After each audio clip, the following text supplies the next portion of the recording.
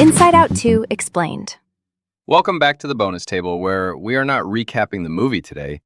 We are doing the better living room game, pointing at voices and going, wait, I know that person.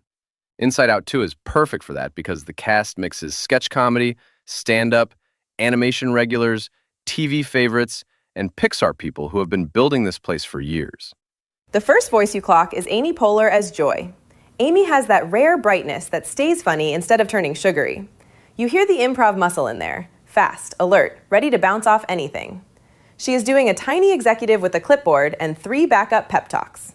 Poehler's improv background really matters because Joy needs someone who can sound like she is discovering a thought while already sprinting through it. She has also spent years as a writer and producer, so there is backstage captain energy in the voice. In the production notes, she talks about being a teenager as feeling all the emotions at once, plus, very importantly, them all. Then Maya Hawke arrives as Anxiety, and the casting is so sharp. People know her as Robin from Stranger Things, and as a musician with a diary page kind of voice. For this role, she did homework around how negative thinking can sometimes be useful. You can hear that, quick, breathy, worried, but never empty. Hawke also saw the character design early and got attached to this tiny orange chaos machine before fully stepping into the part. She has talked about the strange magic of giving a vocal performance, then watching animators turn breath, pauses, and rhythm into a full character. That is the Mike Booth dream. You hand over a nervous laugh and Pixar gives it eyebrows. Phyllis Smith as Sadness is still one of those, of course, castings. Viewers mostly know her from The Office, but her road there is wild. She danced, taught dance, performed with St. Louis companies, and worked as a St. Louis Cardinals cheerleader. Later, one missed audition led to a long casting career. That history makes sense in her voice. Smith worked around actors before becoming the actor everyone recognized, and Sadness has that observant, unhurried quality. She is not pushing for the joke. She lets the quiet sit there until it becomes funny, human, or both. It is very hard to fake that kind of timing. Lewis Black as Anger is the other kind of perfect casting. He has the stand-up rhythm, the finger-jabbing music, the ability to make a normal inconvenience sound like a national infrastructure failure. And with Rantcast, audience complaints basically become fuel. What makes Black work is that he is not only loud, he is precise. The pause before the flare-up is half the joke.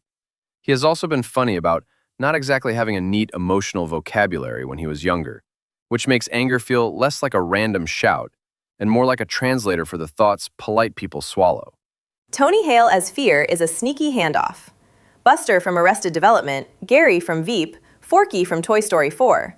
He is so good at making panic lovable without sanding off the weirdness. Hale has said he used to cover feelings up, which fits the worry he plays. His fear has manners, which is what I enjoy.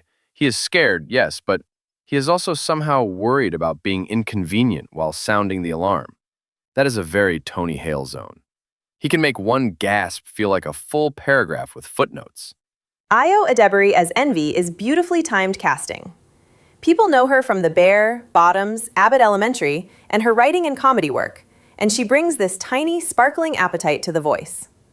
She has said she reached back to being a kid who wanted a lot from the world and from herself. That is a great actor doorway, because Envy could easily be one joke. With Edebiri, there is bounce, admiration, hunger, and this funny little, can I have that too, energy? The filmmakers also worked with psychology consultant Dacher Keltner and landed on Envy as the cleaner, more playable name, which is such a Pixar room sentence. On the creator side, Kelsey Mann is a real Pixar story person. He joined the studio in 2009, worked in story leadership on Monsters University, directed the short Party Central, and also worked on The Good Dinosaur and Onward. Before Pixar, he came through animation, storyboarding, and directing.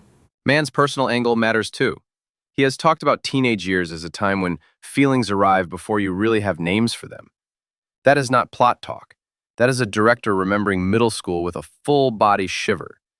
It tells you why the creative room kept asking honest questions instead of just chasing bigger noise.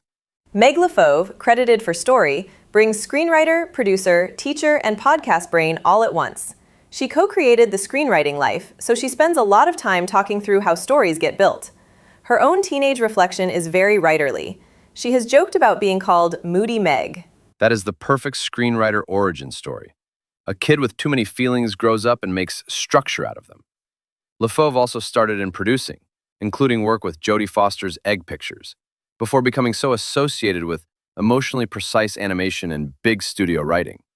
You can feel that producer brain in the clean handoff between so many voices. And then Mark Nielsen is the producer holding the huge machine together.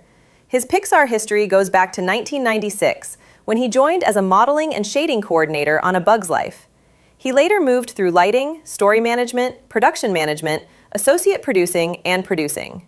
I love that Nielsen studied journalism and English before following film work, because producing at Pixar feels like reporting from inside a storm made of artists, schedules, story changes, and very expensive pixels.